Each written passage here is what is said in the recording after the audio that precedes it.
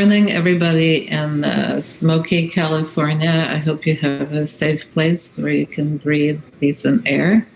Good afternoon and good evening to friends in Linz. Thank you for having us. We're on our last day of the Ars Electronica Festival and also the Telluric vibration, I should say. We're Tellurians. So we have a wonderful Tellurian today who starts our day. André Sier is actually a colleague of mine in the Planetary Collegium, a group that is led by Roy Ascott. And I was one of the first students in that group of PhD, amazing program, and André has the privilege to be one of the last. So it's such a pleasure to have you here, André, and I know it's been a tough time for you with your health, so I really appreciate you taking the time.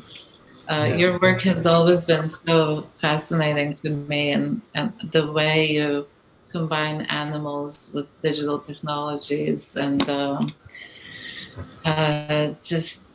sorry.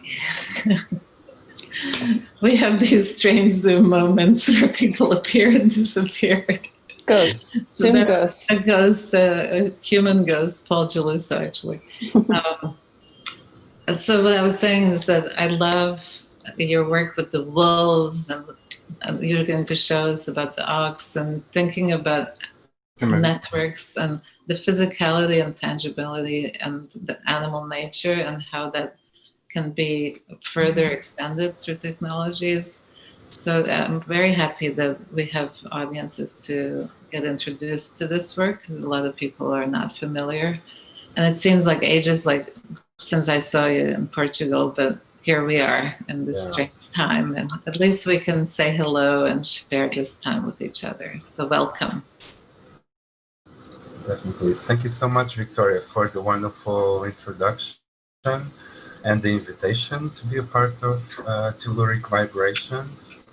Indeed, this is a time for everyone where we need this kind of more earthly, harmonious vibrations among everyone. You know, the planet is going through so much at the moment, like with the pandemic and the catastrophic natural events taking place. And mostly I see this as a sign, and for me it's kind of mind-boggling experience as an artist, as a practitioner, as a pseudoscientist, because I started out my studies doing some biochemistry and studying the chemistry of life, but my major is in philosophy, actually, because I wanted to unify. I needed some conceptual background for the ideas that flow stream through my mind, and that I try to create devices, interactive devices that give answers or pose even more questions to those ideas. So today I'm joining you. Most of you don't know me, but I'm a Portuguese electronic artist. I started my career for 25 years already, and I'm like this late PhD candidate in the end. And recently my work has taken a non-human turn. I was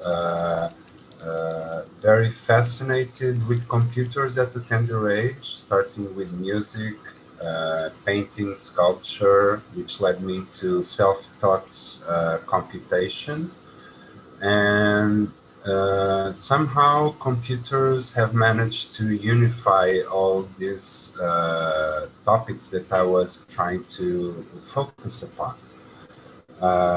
But recently, back in 2011, I devised this series, which is the topic of my PhD research, which I titled wolfen.com, which is this single word, which is a combination of wolf, like an apex of animality, and .com from cyberspace, electronics, computer, So this series tries to creatively merge these two apparently antagonic worlds in a quest for a new kind of reconnection to the Earth, taking the new technologies which we've been promised that would kind of save us, but they don't. They merely sink us a bit more into this consumerism and plundering and capitalistic attitude towards the planet.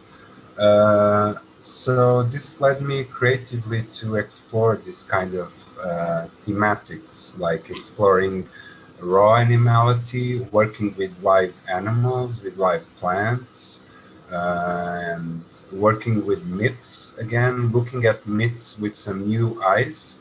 And through this presentation that I will briefly show you. So, thank you.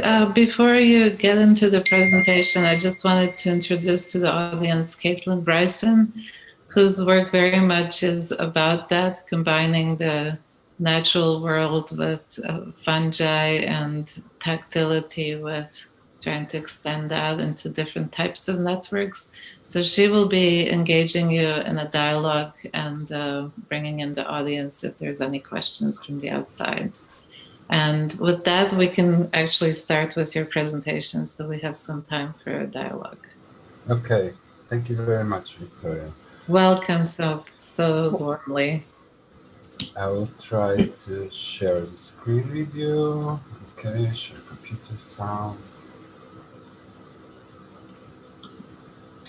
Okay, so hope you're all seeing this. So basically the title of my presentation is Zero X Labyrinth.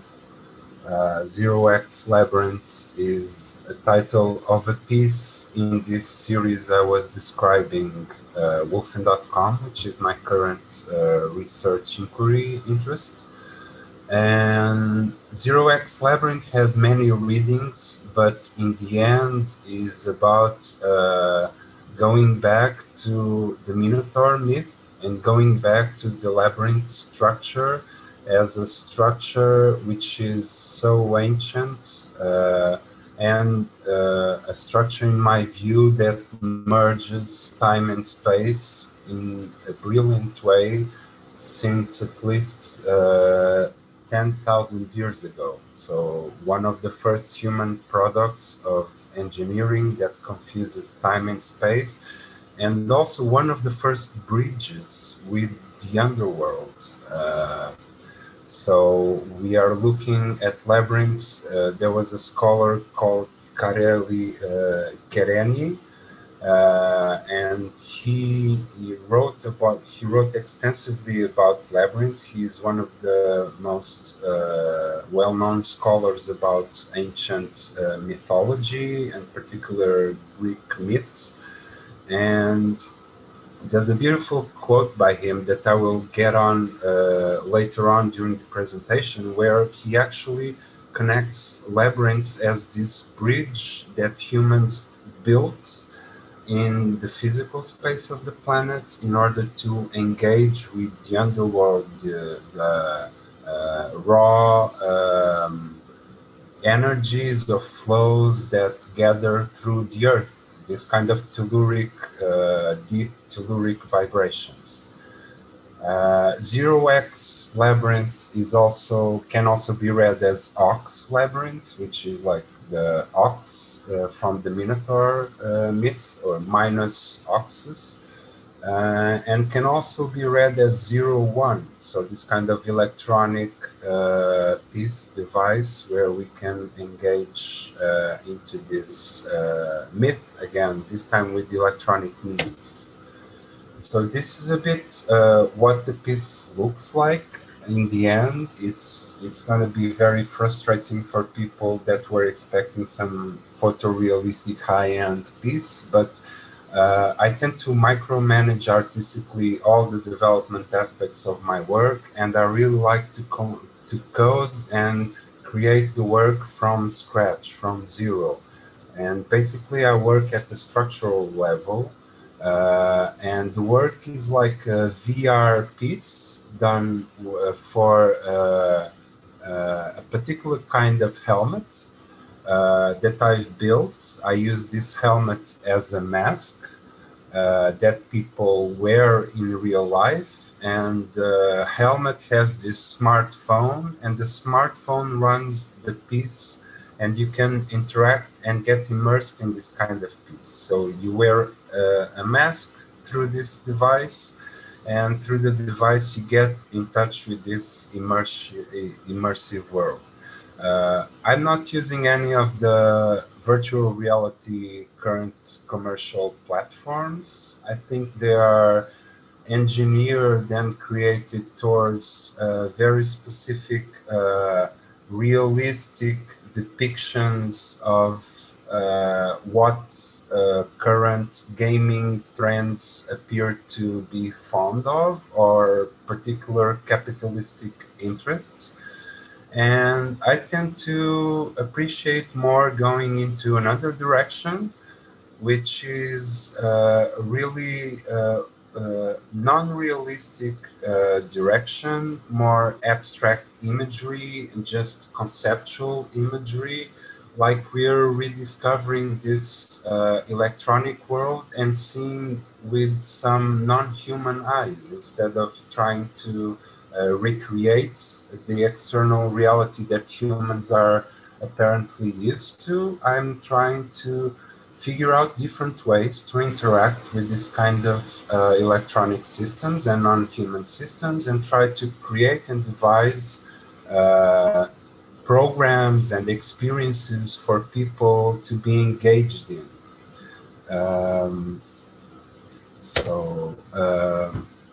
This piece has been bothering me for some time now. I've been thinking about it since 2013, at least. It was when the first versions of the Zero X Labyrinth game started to appear. I started to make small paper games with my son, where one of us would draw a labyrinth and then we both would try to solve it at the same time. And the first one to solve it, which is to reach the center of the labyrinth, wins this kind of game. And it was a very funny experience.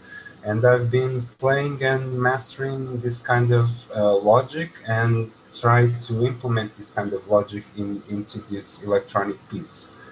But basically, the Zero X Labyrinth game is about mythology, about revisiting the Minotaur myth. It's a piece of interactive art and uses technology to engage in this imaginary labyrinth that exists in my head and in the phones or computers where I deploy this piece, and people can experience it firsthand. In terms of interaction, I'm also interacting with the virtual reality in a kind of different way, non-usual way, where people navigate this kind of virtual worlds through the sounds they make. So if a person makes a sound, a particular kind of sound, and is looking some direction, the person will go forward in that direction. If the sound is more a hissing sound or more acute sound, the person will make a huge jump, which is totally non-human, and will collide with the geometry that is present in the space. And it makes it a very fun experience, because in VR there are no buttons, there's just a headset that you put in your head, but there's also the sound, and sound is a technology, an interactive technology I've been exploring in quite some pieces, and I've been fine-tuning it for this experience. So this was kind of the introduction, and now I would like to read a bit to you about the abstract of this piece. So the whole piece is born out of this idea that perhaps the destiny of our collective human hubris is to offer future planetary visitors no more than a thin layer of geological debris, shattered artistic artifacts amidst bones and mythical stories, encoded in undecipherable languages, submerged by Telluric calamities, seeking a universal bioelectronic magnetic equilibrium, such as the Minoan civilization rising to its demise 5,000 years ago. For those of you who don't know, the Minoans, a name given to a civilization that disappeared out of the face of this planet, a name given by Sir Arthur Evans, which was the archaeologist that uncovered this lost civilization. And in the island of Crete, in Knossos, where the labyrinth that withheld the Minos bull was being held captive. The Minoans, however, built the most elaborate spatial-temporal serious gaming device by tangling up inextricable paths and hyper-complexifying goal-oriented displacement, leading to the enclosed and hidden monstrous fruit of illicit, inhuman, divine, and human love, through which they would gift 7 youths and 7 young maiden players in order to appease its rightful inhabitant, as rare readers like Deleuze suggest. So this period of the abstract of the piece refers, of course, to the Minotaur being a fruit of the love between Queen Pasiphae and Minos's bull, which was an offer by the gods to Minos, and Minos would not give back the ox to the gods. So there's, from these ancient times, there's this immediate connection between the divine and the human, and also this fruit of a love, which is a very weird connection between a queen and the beast, from which the Minotaur is a son of. The Zero X Labyrinth interactive virtual reality project revisits, through immersive technology, the minotaurean myth by submerging players as archaeological explorers in an infinite computational universe, generating mazes, resorting to non-human formation methods. The system interacts with the movements and sounds of visitors performed on the VR helmet sculpture, immersing players in a first-person game structure, accompanied by robotic voice echoes of Homeric poetry fragments and millennial music specialized electronic interpretations. Can you be faster than Asterion in solving the maze? You hear the Minotaur, Theseus, the birds, and the food? Will you love Ariadne? And what about the ball of thread? So, as I've explained a bit in the beginning of the presentation, this Zero X Labyrinth piece is a work that derives from my Wolfen.com series. So I will not linger too much time on this slide, but basically the Wolfen.com series I'm trying to research is this creative, practical research line of inquiry into an imaginary combination between animality and cyberspace in a post-Anthropocene setting or epoch, which I dubbed like Neon Paleolithicos. And this beautiful image that most of you that already seen the palace of Minos at Crete in Knossos represents the seed image for my game. This image, until quite recently, until the beginning of the middle of the 20th century, was completely submerged in earth, did not exist if it was not for the perseverance of Sir Arthur Evans in uncovering this monument from the earth. And the premise for my game and for this setting is not so much a recreation of the labyrinth game per se, but a recreation of this archaeological movement of trying to uncover and find this lost civilization, will we also, as humans, as a planet, have this kind of same fate? Will we leave no more than submerged treasures and palaces and art and culture for future planetary visitors to come and look upon? These are some of the early labyrinth constructions that the Greek people did. They are inscribed in coins in their currency. And as I've said before, they represent a bit for me this connection between the human and the non-human through the mythology. So mythology operates as a bridge in trying to connect these human and non-human worlds.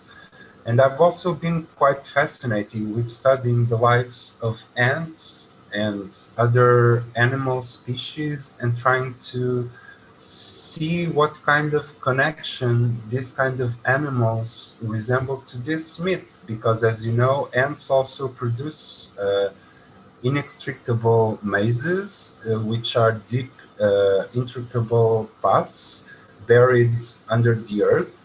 But unlike humans, ants are eusocial insects. Eusocialism meaning that all of the members of the colony are always cooperating and working for the common good of the colony. There are no other intents in the lives of these simple organisms. They are always trying to make the most out of the colony that they are trying to build. And this was the kind of labyrinth I was envisioning in trying to explore through this piece. What kind of labyrinth could this kind of eusocial animals or eusocial insects leave behind for us to explore, like if it was the Minotaurean labyrinth? As a side note, these are screenshots of some artistic investigation works while I was researching this labyrinth question that I did on real live ant hills, and I was stimulating ants with lasers, and I did a couple of works from photographic series to video works, trying to uncover and learn a bit more about these fascinating labyrinthine worlds that these animals, these social animals build. And here lies the crux of the what for me the myth and mythology represents in my view, and the world is missing right now. This is from Mircea Eliade, also a great scholar about myths, and in his book Myth and Reality, Myths, Dreams and Mysteries, he writes that in traditional societies, the myth represents the absolute truth about primordial time. While nowadays we are engaged in this kind of instant mediated society where the now is represented by a constant flow of information and misinformation through multiple media channels, in traditional and ancient societies, myths were the absolute truth in primordial time. And this is a very important notion for me, because instead of trying to focus on the instant now and the continuous current of news that is overflowing all the minds of every human, the myth represents the opposite of this flow. In a way, it represents a static truth, a static absolute truth about a primordial time where humans were engaged in and can only report about this primordial time through this kind of metaphorical language that crosses generations and crosses vastness of time. So this is my main interest in trying to use the mythological theme in this sort of works, in trying to uncover what sort of perennial relation could we have with the non-human aspect of the earth, or with the divine aspect of the earth. And Karoli Kareni is also a very fascinating scholar that I've been studying and reading a lot. But I would like to just say that this beautiful short quote from him: when a dancer follows a spiral whose angular equivalent is precisely the meander, he returns to his starting point. This meander that Kereni talks about is the meander of the labyrinth, and he ascribes the navigator or the archaeological of the labyrinthine structure to a dancer. And when he follows a spiral through that meander, because in the beginning labyrinths were this concentric seven curved structures, the classical labyrinth, he says that when he's engaged with the spiral, he returns to his starting point. So it becomes sort of a bridge where movement ceases to make meaning and other things start to make meaning. Perhaps we can use this kind of structure to evade time and space. And this was a subject very dear to Kereni and that I've been studying while making this kind of piece. So I'll skip a bit this slide because my time is already running a bit short, and I would like to talk a bit about this precursor electronic piece about mazes, which was done 20 years before 20 years before the first-person shooter games appeared. So in 1973, Steve Cole and Greg Thompson did this Maze Wars game on an EMLAC PDS-1 at the NASA Ames Research Center back there in California. And this was actually one of the first network experiences, and it's a beautiful coincidence that they started with this maze structure. And they tried to put out a playful experience between two players, a competitive experience, where they would face off inside this kind of structure.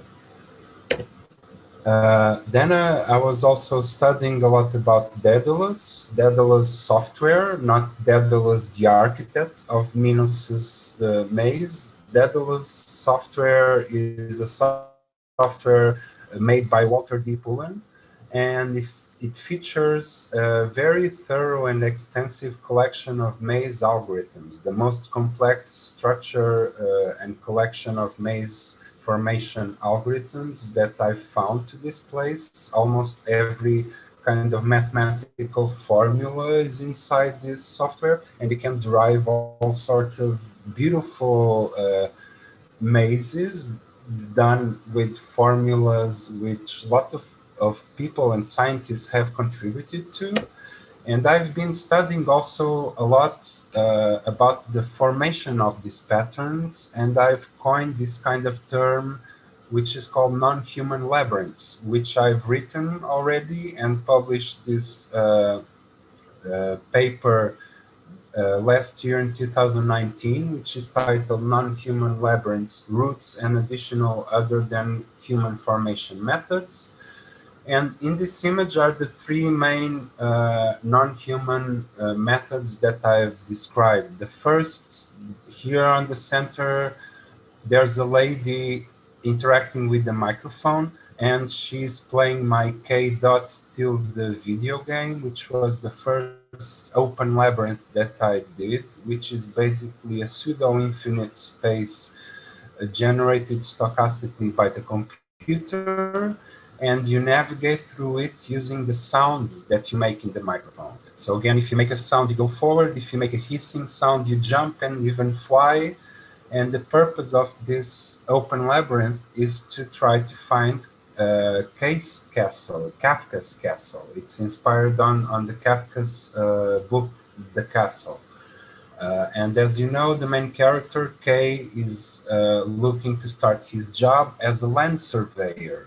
it's quite fascinating that one of the first human professions in the world is a land surveyor. This is a human or a person that tries to measure his master's lands. And how do you measure something which is near infinite? How do you make this kind of labyrinthine combinations which are near infinite? So this was the open kind of non-human I've made. Another kind is the animal method, where I used real live ants. I built a small ant farm and I interacted with some light laser radiation with the ants in trying to stimulate the formation of their mazes. And another method, I was using the mathematical flower method, which are painting images built with moss-based inks, vegetable inks, into a kind of vegetable graffiti, where I apply simple mathematical algorithms made with flower creation simple formulas that, for instance, Stephen Wolfram has in his book, A New Kind of Science.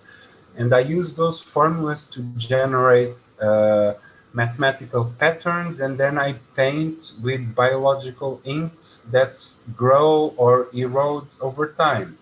And this series of pieces is called 8-bit maze gardens, and the 8-bit maze gardens piece are like my two-dimensional studies for map creation in the labyrinth piece that I'm developing, that I'm presenting here to you today, the Zero X Labyrinth piece.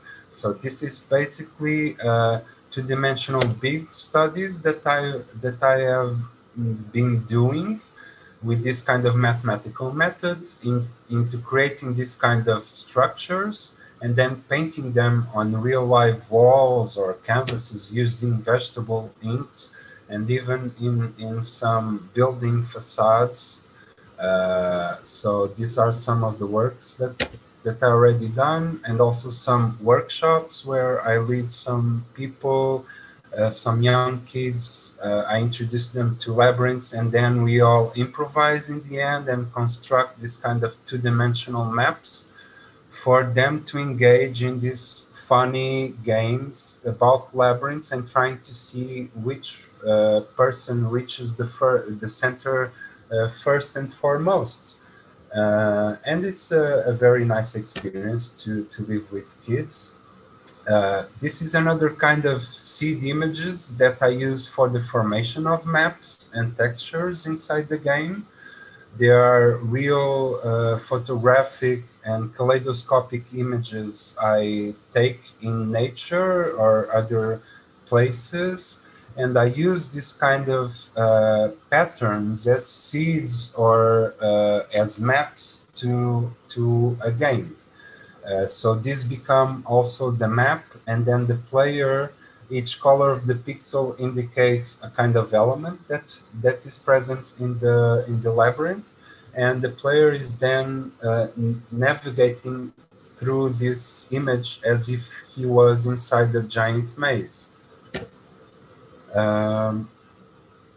Okay, so just to wrap up the conceptual part, I mentioned in the beginning of this presentation about Deleuze, and Deleuze has this beautiful text about the mystery of Ariadne. For those of you who don't know, Ariadne was the daughter of King Minos, and she was in love with Theseus. She was the one that helped Theseus to defeat the Minotaur. The Minotaur is seen by Deleuze as the rightful inhabitant of the labyrinthine structure, because Deleuze has this belief that the Minotaur is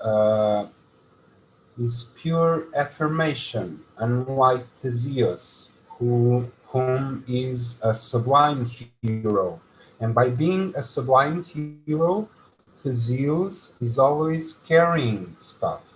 He has this huge backpack and a huge weight, and it's like the sublime man is constantly in the need to be better than everyone else and trying through his hubris to take over the world and take the labyrinthine structure. And for me, this is one of the places where this is very circular, and I really love this Deleuze interpretation, because he actually he says that the Minotaur is the rightful owner of the labyrinth. The Minotaur smells of earth and does not carry, and is pure affirmation, and he is a beast that is in pure contact with this kind of flow and profound energies that I was going through in the beginning of the presentation, that the labyrinth is supposed to connect us to. The labyrinth, as seen in antiquity, was this kind of structure that would connect us to the ancient Telluric energies of the earth. And the Minotaur is the rightful inhabitant of this structure. And perhaps the Minotaur is also a simile or an image of the ants occupying the earth that I briefly was talking about. So this conceptual phase of my explanation of the project, the ideas behind it are done, and now I'd like just to briefly showcase you some of the practical things I've been doing. How do I practically try to evade this kind of reality, or try to reach new imaginaries? So here in the presentation, you see some images about a screen recording session that I did with some friends / actors whom I've asked to interpret different characters about these myths.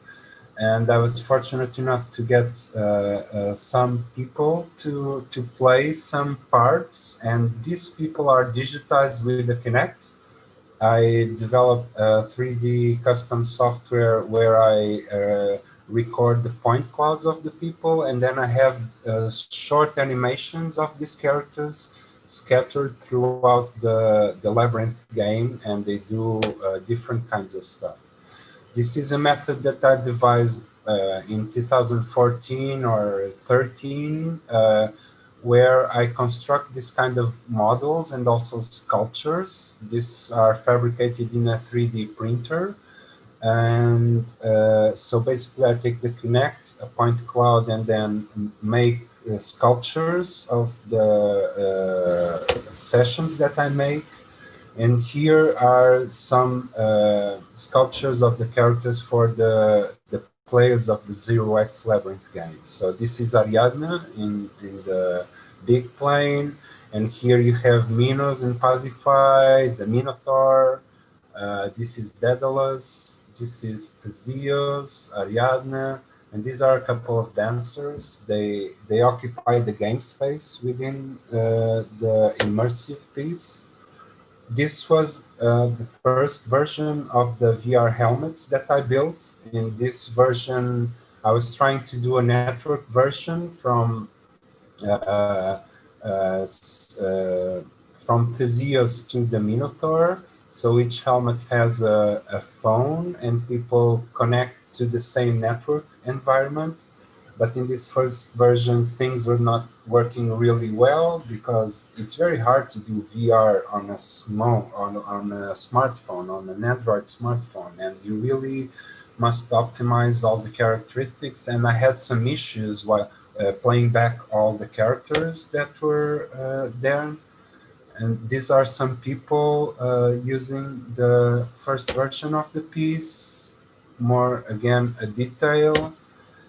And the final version of the helmet, I am doing this hybrid version where it's just a single player experience, where I have this protective swimming goggles inside, And you can see the Minotaur helmet, the horns, and also the Greek helmet. They are merged into one. They are the same structure. And this is basically the piece that I'm going to show you now.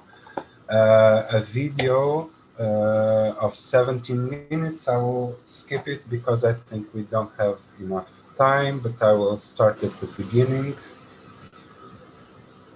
And so please enjoy a bit this experience. Probably not what you're hoping for.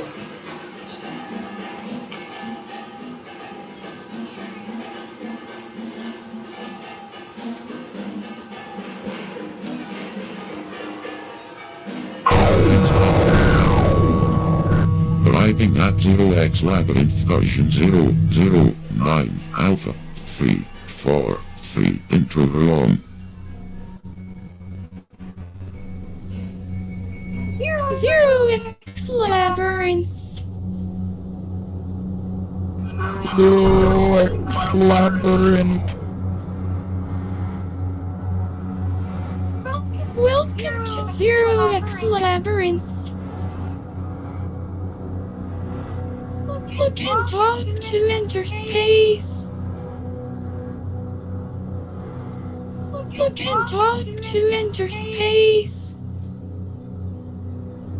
I would just like to find I am your labyrinth. that I am your labyrinth. the entry point of the game. This is like the menu scene, and you have these elements, this abstract birds. Furthermore, he wrote a green flag that which Deleuze once made a gnosis for lovely Ariadne.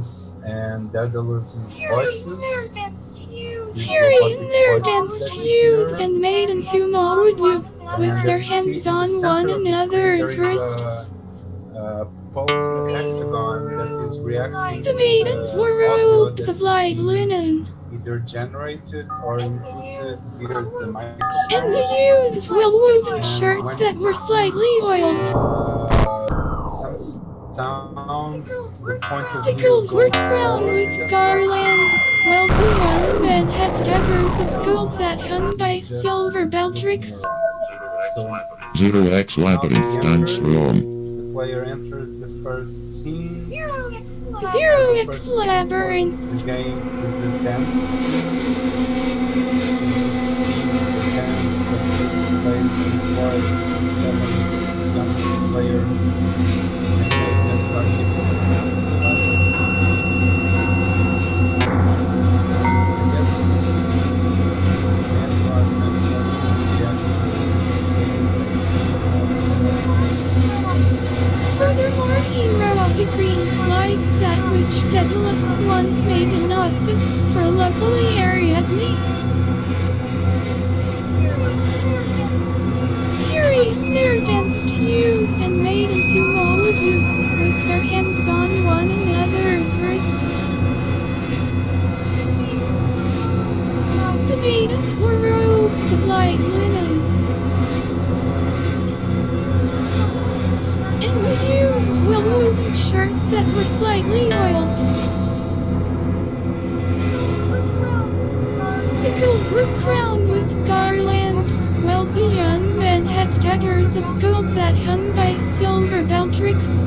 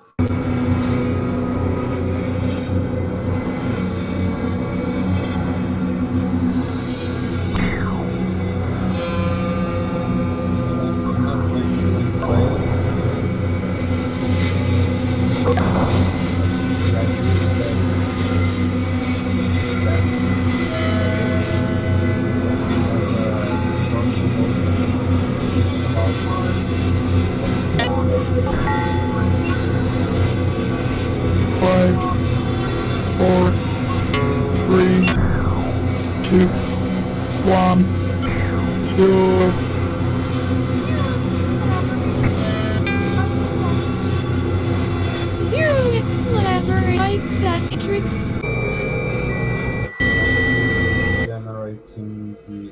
Exactly. So here, once you enter, you go through all these possible levels, which are textures. Welcome to Zero X Labyrinth game room. And then the computer, the code that I've written Zero X inside the Labyrinth. smartphone or the computer actually creates the level space, and you're left inside this level space along with some characters. And the idea now is that you play in 3 dimensions what I've been sketching in 2 dimensions. You must reach the labyrinth score before. If you find Ariadne, remember the thread. If you find Ariadne, remember the thread. If you find Ariadne, remember the thread. Hurry up, Theseus, find the labyrinth store. Hurry up, Theseus, find the labyrinth score. If you find Ariadne, remember the thread. Hurry up, Theseus, find the labyrinth store. Beware of Asterion. Furthermore, he wrote a green like that which Deleuze once made in Oxus for lovely Ariadne. Here there danced youths and maidens who mowed you, with their hands on one another's wrists. The maidens wore robes of light linen, and the youths well-woven shirts that were slightly oiled. The girls were crowned with garlands, while the young men had daggers of gold that hung by silver baldricks. Okay, I think I'm gonna pause the video as of now, because I would like just through this short presentation of the video give you a glimpse of what the work feels like, what it feels like to be playing the work. But of course, the full experience only exists when you are the player, when you are using the helmet and you are controlling these actions and trying to make some sense of space. So basically, I try to the piece is quite slow. Unlike most video games, there's not so much action. Sometimes you encounter some people inside the labyrinthine structure. Sometimes you see that you lost because the Minotaur or Theseus got there first, and you have to go back to the beginning.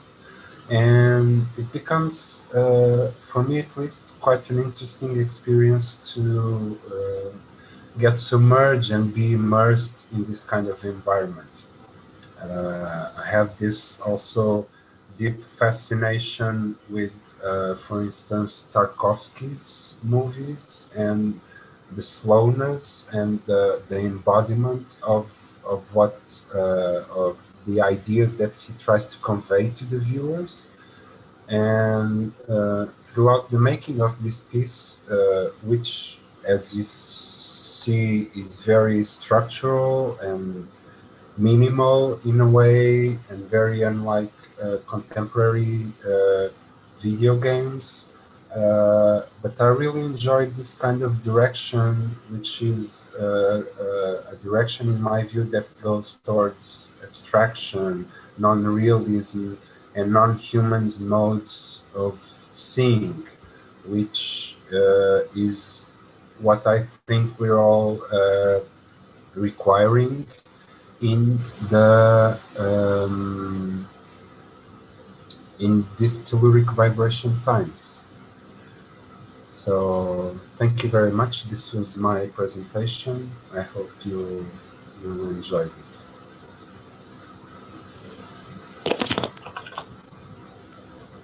Thank you so much, Andre. I think I don't see any questions in our chat. If you could mute the YouTube, I hear some feedback. Okay, Awesome. I will Thank you. mute. Sorry.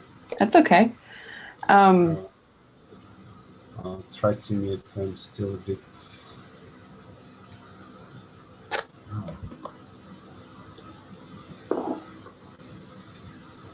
Why is this not working? Okay. Oh, yeah, it's a little bit, just this navigating this whole platform is a little bit difficult. We've been learning as we go. So one question I have, well, first of all, thank you so much for that incredibly deep dive into this very labyrinthian world of so much layered history and history and context. And it's really like this huge entanglement of all of these, especially like the myths, like everything coming together. So my mind is kind of blown right now. But I'm wondering, can you just talk a little bit more about the ants and how the ants influenced how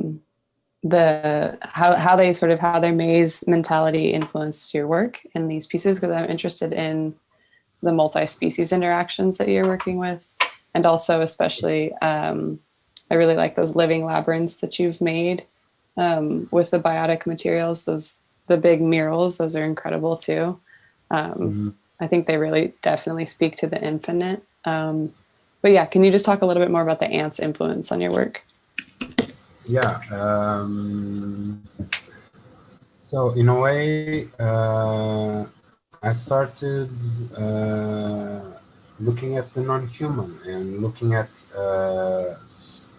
how do non-human animals that mostly promotes good cooperation, good structures of life reasoning among themselves actually live. What do they build? How do they work? So I'm gonna try and show you again. Sorry, I just have to share screen again. Okay, so I started doing out these experiments with interfering with laser lights, non-lethal laser lights, of course, with the ants, and it's fascinating the kind of reaction that they have, because ants don't have sight or have lousy sight, but definitely they react to the fluctuations of the energy that is being sent to them via the lasers. And I had this idea at first just to record this kind of interactions, and then to try and influence the ants' behavior into building instead of letting them build the mazes per se without any kind of influence, I devised this kind of simple machine where I superimpose a pattern of a labyrinth that I create, and there's a laser light that is traveling along the path of this labyrinth and trying to influence what the general aspect of the labyrinth is that the ants are building. So I was trying to develop this kind of communicating language with the ants, trying to see if I could interact with them. And this is still a part of the Wolfen.com series, not so much related to the Zero X Labyrinth. Okay. It's born out of my fascination with this mixture between animality and cyberspace. And basically, by looking at the patterns that the ants build, there are some options in my piece which you don't see, but the algorithm chooses what kind of labyrinth it will do for the users to interact with. So sometimes it selects an ant building labyrinth, sometimes it selects an image-based building labyrinth, and sometimes one of those mathematical flower methods, and it's up to the user then to try and find it. So basically, I also have this other experience with ants, which is a bit more direct and not so much nice to them, but in the end I let them live and they cooperate. And here I'm trying to make them interact with cellular automata patterns. So basically I have this small ant farm and I project patterns on the monitor, and they are about reacting to this kind of patterns. Great. We have to end there because we're going on to our next event, which happens in 5 minutes. So thank you so much for being here, Andre. And we have Monica in the audience at YouTube. Just thanks you also. Oh, thank you. Thank you also. Thank you so much. Thank you, Caitlin, so much, and to Victoria again for the invitation. It's been a pleasure to participate in Telluric Vibrations, and I wish you the kindest of energies possible for everyone on Earth right now. Okay. Thank you. Thank you. Bye.